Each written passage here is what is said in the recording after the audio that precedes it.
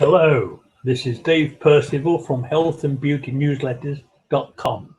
Today I'd like to talk to you regarding the truth and myths about acne.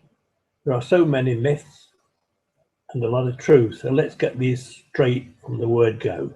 Acne in families. Now, acne can run in families.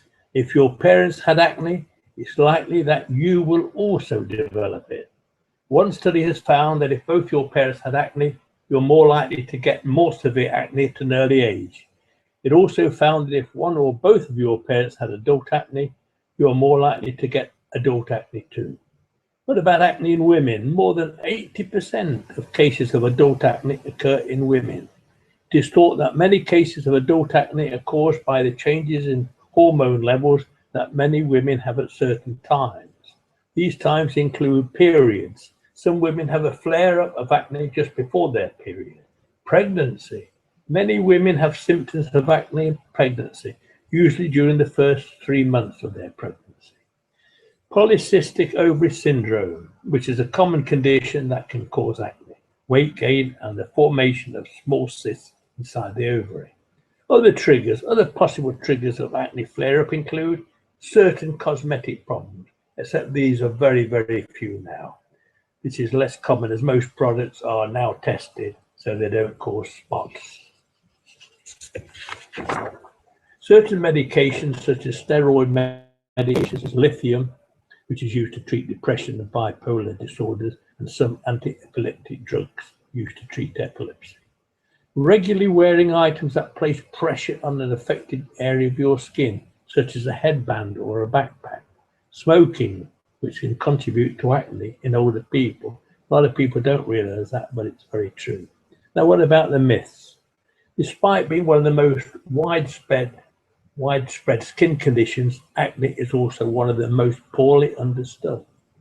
There are many lies and misconceptions about it. Number one, they say acne is caused by a poor diet. So far, research has not found any foods that cause acne. Eating a healthy, balanced diet is recommended, naturally, because it is good for your heart and your health in general. What about eating chocolates and chips? Diet controversy on and on. The idea that chocolates and caffeine cause acne has never really panned out.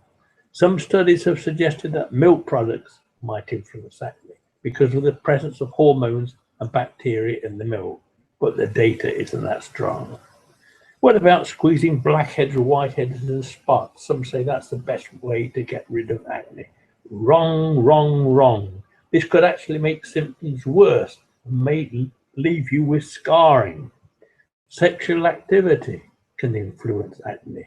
I've not heard many people say that, but some people believe that having sex or even masturbating will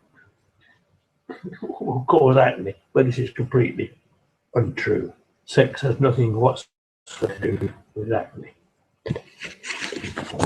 Sunbathing. I know people say we have sunbathing and go on sunbeds and sun lamps. That should be good for helping your acne, but it's not. There's no conclusive evidence whatsoever that prolonged exposure to sunlight or using sunbeds or sun lamps can improve acne. Many medications used to treat acne can make your skin more sensitive to light, so exposure could cause painful damage to your skin, not to mention increase your risk of skin cancer. Other people say, don't get near that person, he's got acne. Wrong. Acne is not infectious at all. You cannot pass on acne to other people.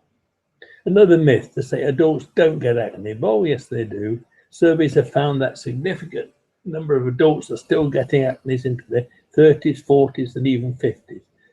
Acne may look different when you're 37 than it did when you were 17. It's more likely to be reddish nodules around your mouth and jaw rather than whiteheads and blackheads scattered all over your forehead, nose, and cheeks. But it's acne all the same. Some say stress can cause acne. No, there's been no proof here. There could possibly be some basis in reality, but it's very, very hard to quantify. University students have increased breakouts during finals. It's hard to be sure if it's causative. Not all students with acne have increased breakouts during stressful times. So maybe stress does play a role, but there's no studies have really given it any real proof that it does. So showing that stress hormones make acne worse is not true. Another one is say don't wear sunscreen, it will only aggravate your acne. You've got to pick the right sunscreen. Chemical sunscreens dissipate UV light using a chemical reaction, which may cause heat bumps. If you're prone to acne, use a physical sunscreen such as zinc oxide instead. Another myth, you can't wear makeup if you have a breakout. Some makeup can definitely exacerbate acne, particularly thicker liquid foundations that can clog pores, and stage-type pancake makeup. But lighter, looser powder foundations like mineral powder aren't nearly as aggravating to your skin. And coverage is better than with thicker liquids where you have to compromise. Acne is just a cosmetic problem. Rubbish. This is completely rubbish. Acne can have lasting consequences in how you feel about yourself. And left untreated or improperly managed, it can leave permanent scars. Again, myths. Other people think wishful thinking, you just have to wait and by magic the acne will go away with time. This is not true. This is another myth. Others say clean up a spot by rubbing at it. Well, that's the worst thing you can possibly do.